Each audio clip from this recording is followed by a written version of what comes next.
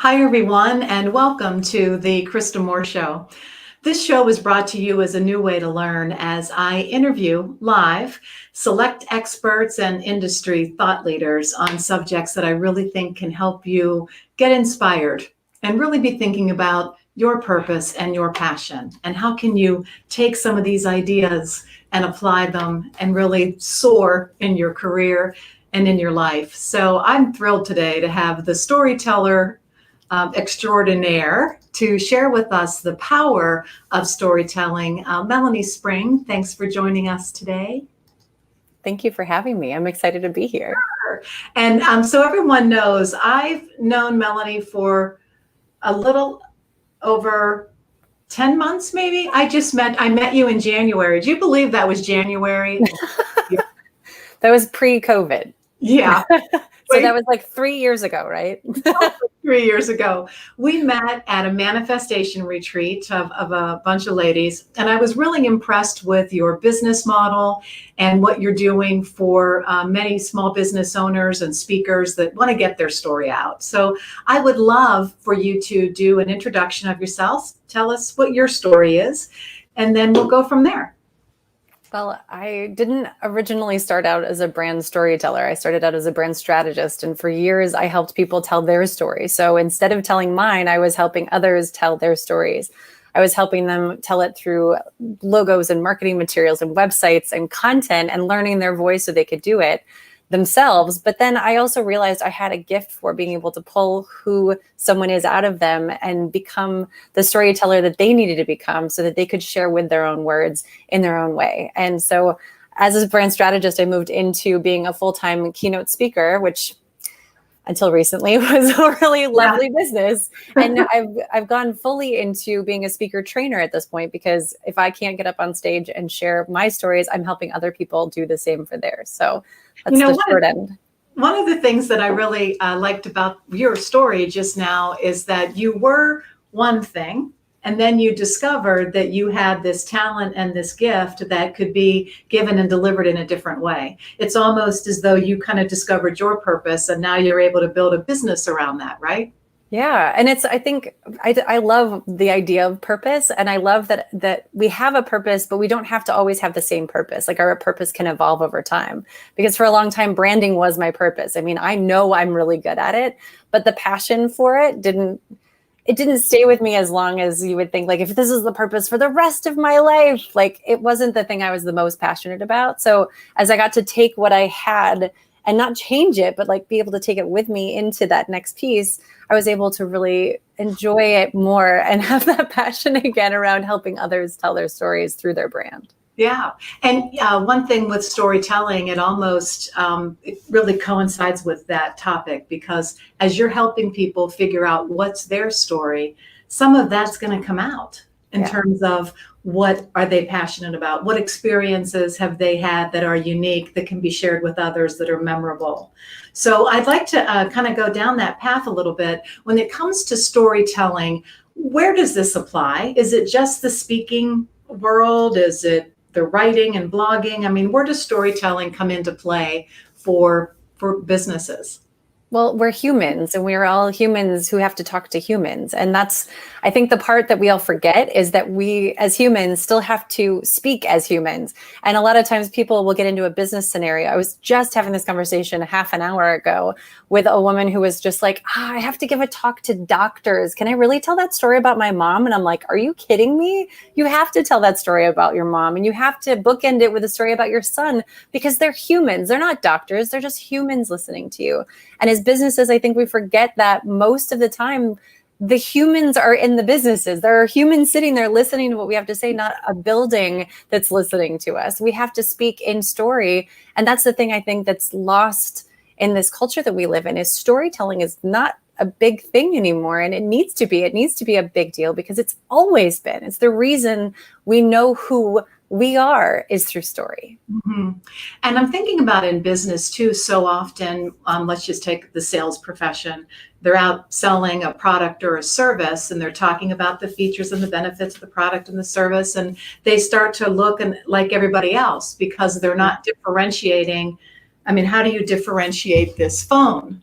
So I think what I'm thinking is if someone can create a story around their company or their brand or themselves and creating it, not just making it up, but something that's really going to relate to them and relate to that human on the other end. How would you advise, say, businesses or companies to even start to try and figure out what's my story? Well, I think it's at the beginning of the branding process. As they're thinking about who they are as a brand, the brand is at the center of everything that they do. And the story has to be the thing that tells why that brand matters. Mm-hmm. So when you're thinking about your stories, you're thinking about, okay, why do we do what we do? It goes back to Simon Sinek's, what's the thing in the middle? What's the why behind what we do? And then how do we as a company tell that story? And how do we help share the stories of our clients or customers? How do we share the stories of our internal team? Why are we all in this business together? Why do we do this widget making thing that we do? Everybody wants to know the story behind it. Like maybe it was your grandfather's and you took it over because like it's a family business and he started it because in World War II, blah, blah, blah. Like there's always a story. Nobody starts anything without a story. There's a reason. But sometimes finding that story is a little harder for some business owners than others. So when they find that story, then what is your recommendation to kind of take it and repurpose it and package it? I mean, do you have any thoughts there? Yeah, well, I mean, if you think about who you are as a brand and think about, okay, well, if we are this brand, we decided that this brand is us, X, the core values for your business are where your stories really lie. So who you are, like a lot of companies will be like, well, ours are integrity and honesty. And I'm like, that's called core basics. You better have that. If you don't have that, please don't be a business. But on top of that, you think about, okay, spark the magic is one of my core values. Why is that a core value? Well, we want to make sure that we know that everyone understands that they have a magic inside of them. And we want to make sure that we can light that, not change their lives, but just light the spark that is in there so that they can figure out what they need to do and use that magic in whatever way that they need to. And we say it that way because we want people to know we're not like every other company that does what we do. We have our own language. We have our own way of saying things. So the story comes from a lot of who you are and how you are intrinsically. And a lot of that, most companies don't take the time to define that. Or the CEO will be like, well, these are our core values. And I'm like, have you asked anyone in the company how they live every day, how they work every day, how they work with your clients, how they work as a company, how they work with each other? That's where your core values really come into play. And you know what I find happens frequently is they'll talk about their core values or they'll say we're this, that, or the other, instead of saying, let me tell you a story. And then here's how we were founded. And, like you were going through a little bit ago about, and my grandfather was in the war and he grew up in this small town where we're all from. And he had a passion for this. And so we're still doing it, 3 generations later. And let me show you my grandchild, or whatever, who's going to be taking over the business someday. So I'm just wondering, is there like a comfort level that people need to get to be able to open up? Or is it a confidence level? I think it's a vulnerability, which is greatly lacking in society today. I think vulnerability is the thing that causes us to be confident. And vulnerability also comes from the top down. And if the CEO is sitting there going, I'm just going to be the business owner and I'm not going to share anything outside of this, and this is my comfort zone, then no one else in the company can be vulnerable with that either.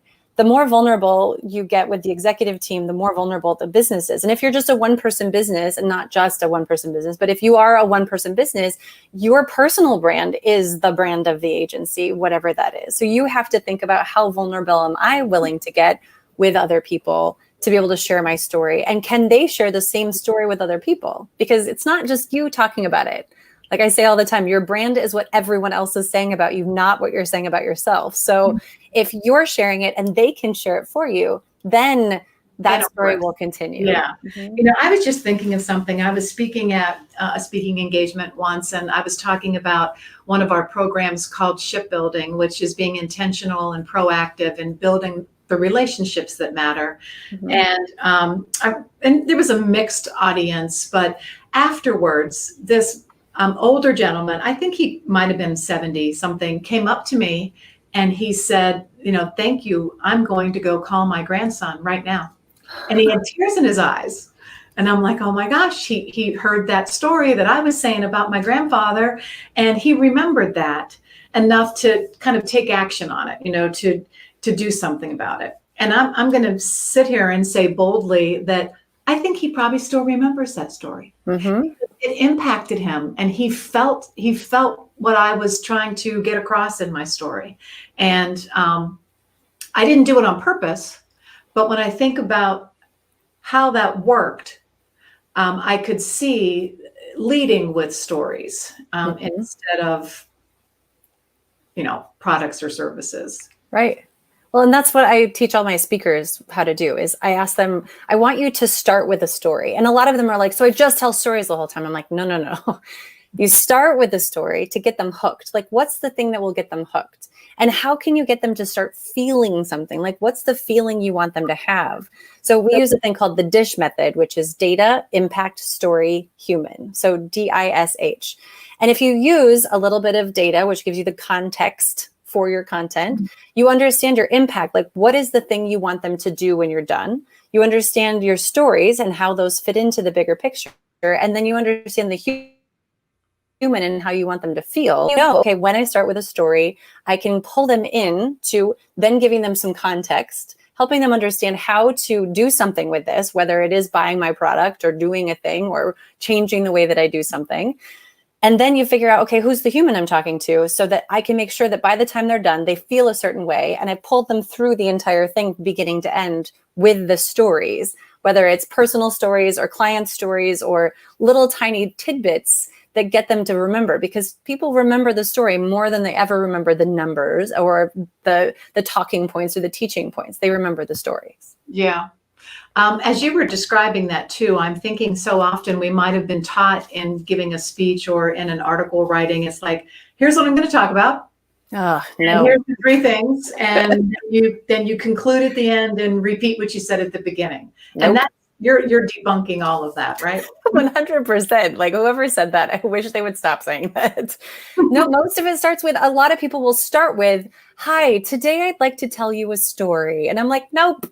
You just lost me. I'm done. I don't want to talk anymore. I don't want to listen to this. You start with, 3 days ago, I was having a conversation.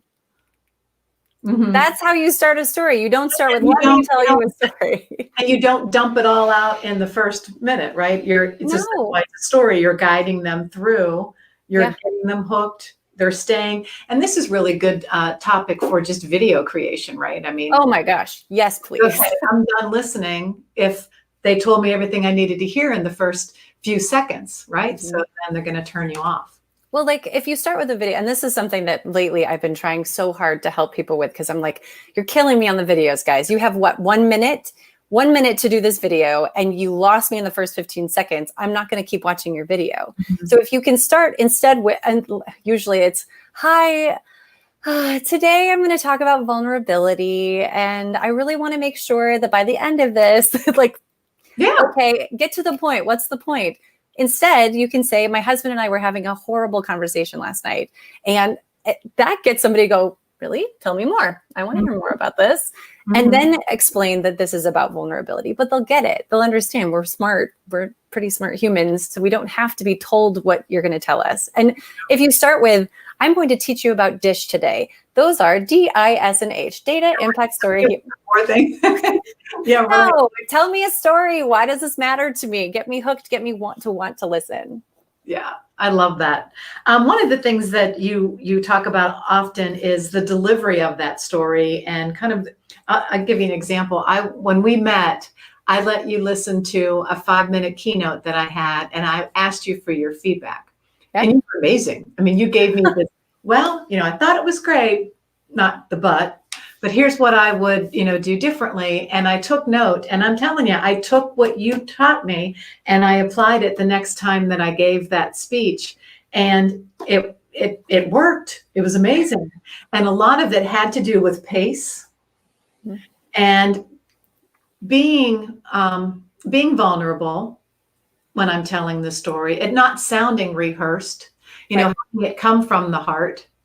And I think just those pieces of advice, like, were real and were very significant, and I think made a really big difference. So thank you. Yeah. And I was sharing with a friend earlier, we were talking about, Danielle, actually, you and I know her. We were talking about how she came to the retreat that I do. I host a retreat once or twice a year, depending on the year, depending on COVID. And we were talking about how the person right before her who got on stage, I gave the opposite advice to her. And she's like, I didn't realize that you would not be giving me the same advice. And I was watching you and you're like, nope, I don't want you to do that. And she's like, yeah, but you told that person to do that. I'm like, no, everyone's different. Every single person, when we're telling our stories, whether it's through our businesses or on a stage, every person is different. And if I told everyone to be the same, we'd have a whole bunch of speaker robots. I don't want that. So being able to take what I shared with you, like I couldn't say, well, I have a thing, just go watch this video and you'll get your feedback. Let me tell you about this. Specific. Right, exactly. It's specific. Like she would kick her hip out, Daniette would, in her 4-inch heels and look powerful, where the girl right before her kicked her hip out and looked slouchy and like she wasn't caring. And I'm like, every human being is different. So why would we all have to do the same thing when we tell our stories? We don't. There's a methodology, there's a basis, but like everyone has to share their story their way. Like you're bringing your, like stepping out of your bubble and going, I'm going to go a little bit further with my vulnerability takes you so much further. But if I told someone else to do that, they'd probably start crying on stage. And I'm like, no. Okay, let's back up, put it back in the bubble.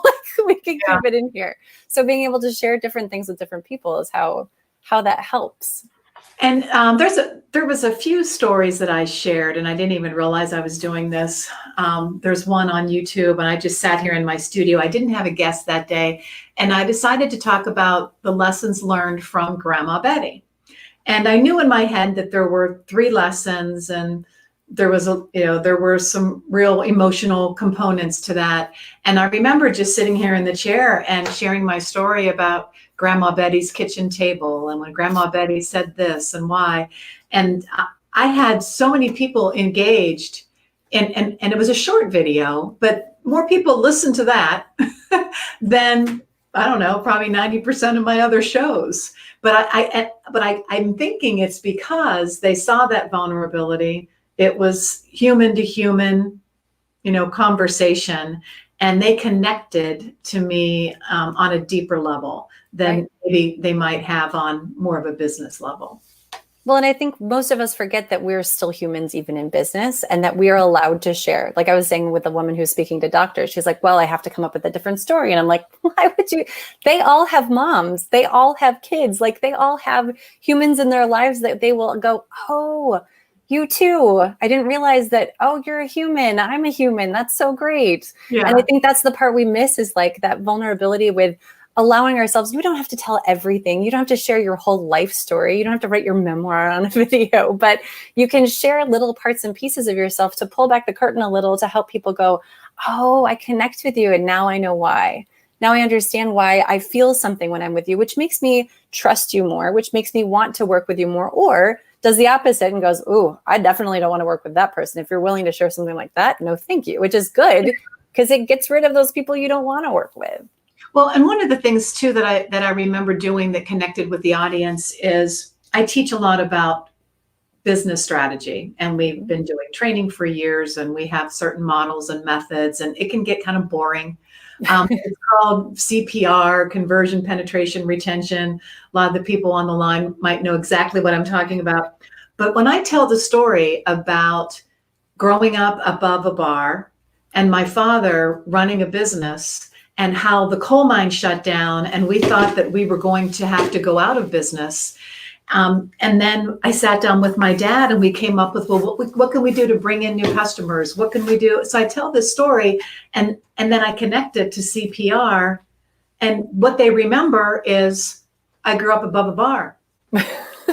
And they, it's okay. And then they're able to remember CPR even, more easily. Because they're going to remember the story about how then all of a sudden we had jazz music in the background, and that was our, conversion strategy. And yeah. Right. Yeah. And it's those connections. That's what we connect human to human that way. And we want to make sure that we aren't just all business all the time. And I think a lot of the world has been shifting in that direction where we're like, okay, we don't have to just be business people. We can be humans too.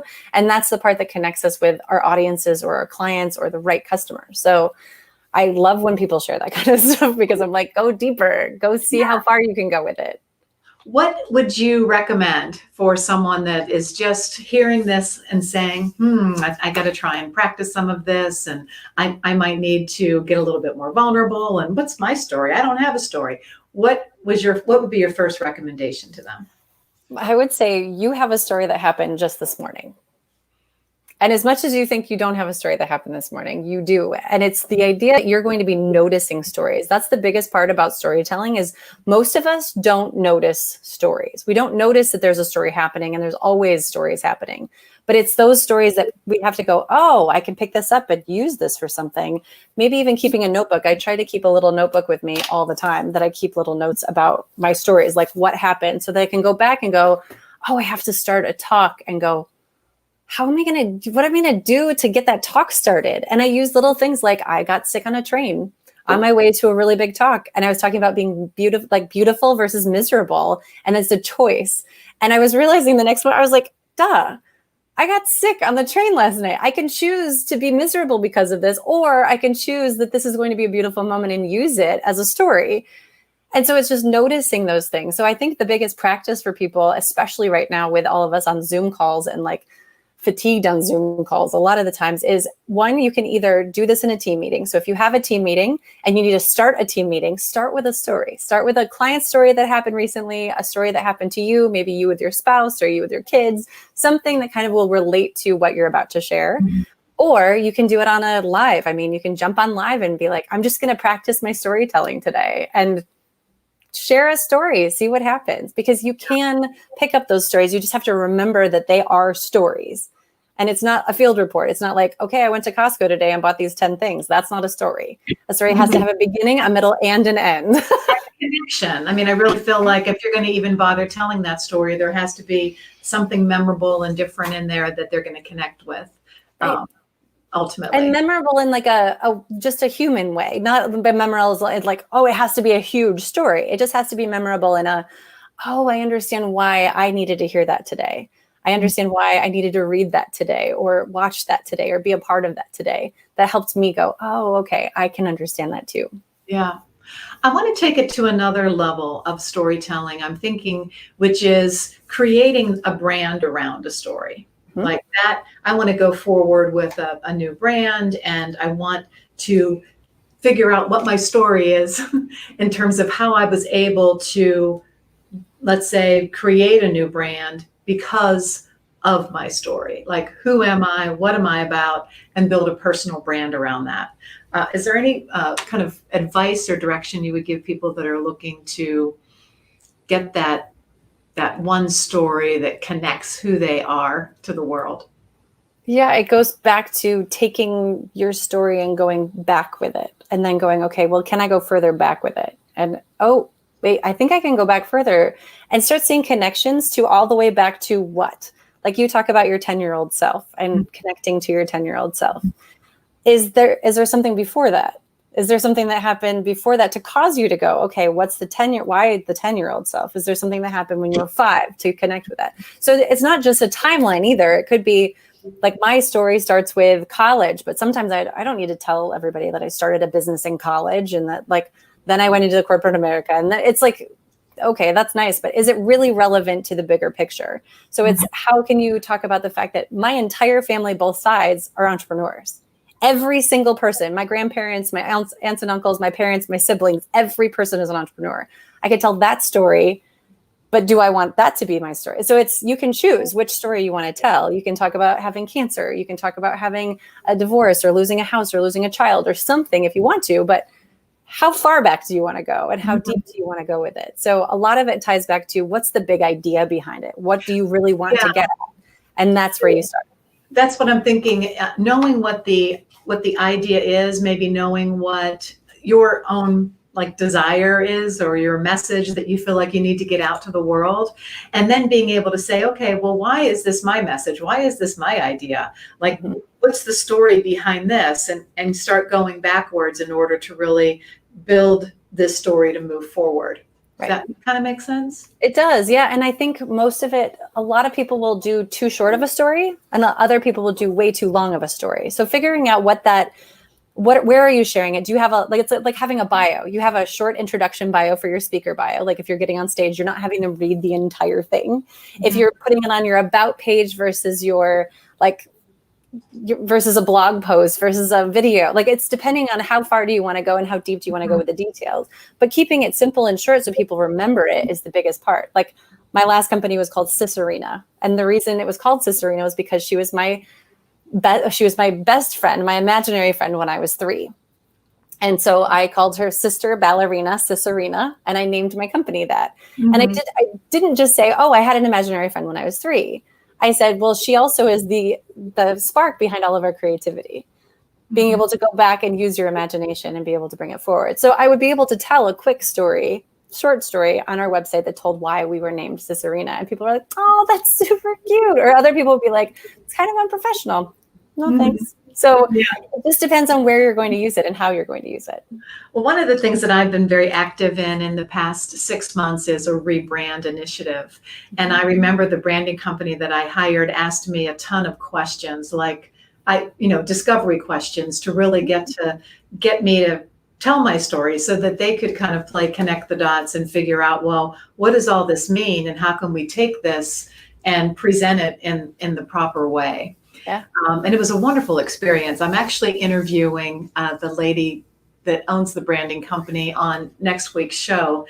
And it really is a great segue from this show, because first you've really got to have that idea and then figure out, okay, how do I put that into a story and then bring it to market in a very lively way? Well, and your brand story has more to do with how you put out everything, not just the story you tell about your brand. That's right. Like your brand story has everything to do with your bios on your social media, to what you're posting and how you're posting, the content that you're posting, how you use your core values, how your team represents you. I mean, there are so many pieces that people are like, oh, the brand is the logo. And I'm like, oh, goodness gracious, we have a lot of work to do. Yeah. So much more than that. Go into that story and really start sharing it from everything, it flows through everything, and you don't even have to tell the story anymore. Other people are telling it for you. Mm-hmm. And I like what you said at the beginning, Melanie, about that it's not what you say your brand is, it's what other people are remembering and believe that your brand is. Well, and that goes back to personal brand too. And that's now what I'm talking about all the time, is just the personal brand. Like I used to just do business brand. Now I just do personal brand. And I'm like, your personal brand walks in the room well before you do. Mm-hmm. So how are people talking about it? Are they sharing it the way you want them to be? Are they saying what you want them to say about you when you leave the room, whether it's walking onto a stage or walking into a room to meet people before an event or to do this kind of a thing, get on video and share? Mm-hmm. It all goes before you. So how can you make sure that that's coming from the place that you want it to be coming from? Yeah, that's great. Well, I wanted to make sure that we shared contact information. So if anybody wanted to reach out to you, they certainly could.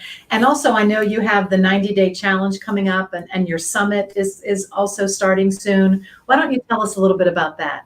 Well, this Friday, August 21st, we have our Set the Stage Summit, which is a virtual summit with comedians, storytellers, actors, and me, sharing how to be a better communicator, how to be a better public speaker, communicator, corporate communicator, presenter. And then on September 2nd, we start our next 90-day challenge, which is the Speak with Confidence 90-day challenge, where we help you write and deliver your talk in 90 days with a big group of other people, where we have calls and lots of training and all sorts of amazing things. So those are getting started really soon. Those are both on my website somewhere. That's great. So check them out if you're interested in learning more. I appreciate it. Great having you today, Melanie. And I just want to tell everyone on the line to share this video, please, with anyone that you think could learn something about storytelling and really the power behind storytelling for your own brand, for your own business. So thanks for joining us. Thank you for having me. Yeah. And for everyone, also just know that we are going live every Wednesday at 2:00. I'm bringing you different guests that can help you soar in your life and in your career by rediscovering your purpose and your passion and their stories and their ideas. So go to YouTube and you can catch all the past shows. And also just be ready to catch us live in simulcast on Facebook and YouTube every Wednesday at 2:00. Great to see you. Take care.